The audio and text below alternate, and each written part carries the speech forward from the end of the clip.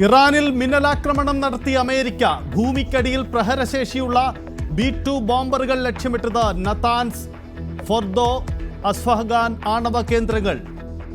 Iran ഭീകര രാഷ്ട്രമെന്ന് president Donald Trump. A short time ago, the U.S. military carried out massive precision strikes on the 3 key nuclear facilities. Iran's key nuclear enrichment facilities have been completely and totally obliterated. Iran, the bully of the Middle East, must now make peace.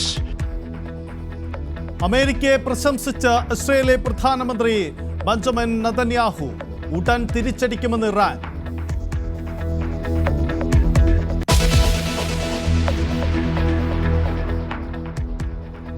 ഗവർണർക്കും രാജ്ഭവനും രൂക്ഷ വിമർശനം തുടർന്ന വിദ്യാഭ്യാസ മന്ത്രി V Sivankutty. പ്രതിഷേധങ്ങൾക്ക് പിന്നിൽ രാജ്ഭവനിലെ 2 RSSകാരെന്ന ആരോപണം. RSS ചിത്രത്തിന് മുന്നിൽ പുഷ്പാർച്ചന ഒഴികെയുള്ള എന്താവശ്യവും പരിഗണിക്കുമെന്നും മന്ത്രി.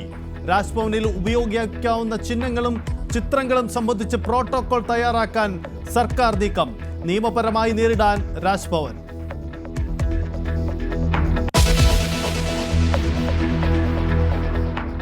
കണ്ണൂരിൽ SDPI സദാചാര വിചാരണയ്ക്ക് പിന്നാലെ യുവതി ജീവനൊടുക്കിയ സംഭവത്തിൽ കൂടുതൽ അറസ്റ്റിന് സാധ്യത. ആത്മഹത്യാക്കുറിപ്പ് ശരിവെച്ച് ഒപ്പമുണ്ടായിരുന്ന യുവാവിന്റെ മൊഴി. പോലീസ് സ്റ്റേഷനിലേക്ക് മാർച്ച് നടത്തിയ SDPക്കാർക്കെതിരെ നടപടി ഉണ്ടാകും.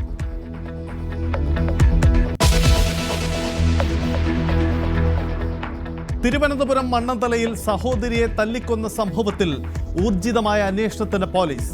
കൊലയാളിയായ സഹോദരനെ വിശദമായി ചോദ്യം ചെയ്യും. സുഹൃത്തിന്റെ പങ്കും അന്വേഷിക്കുന്നു. പോത്തൻകോട് സ്വദേശി ഷഹീനയെ സഹോദരൻ ഷംസാദും കൂട്ടുകാരൻ വിശാഖും തല്ലിക്കൊന്നത് ഇന്നലെ വൈകിട്ട്.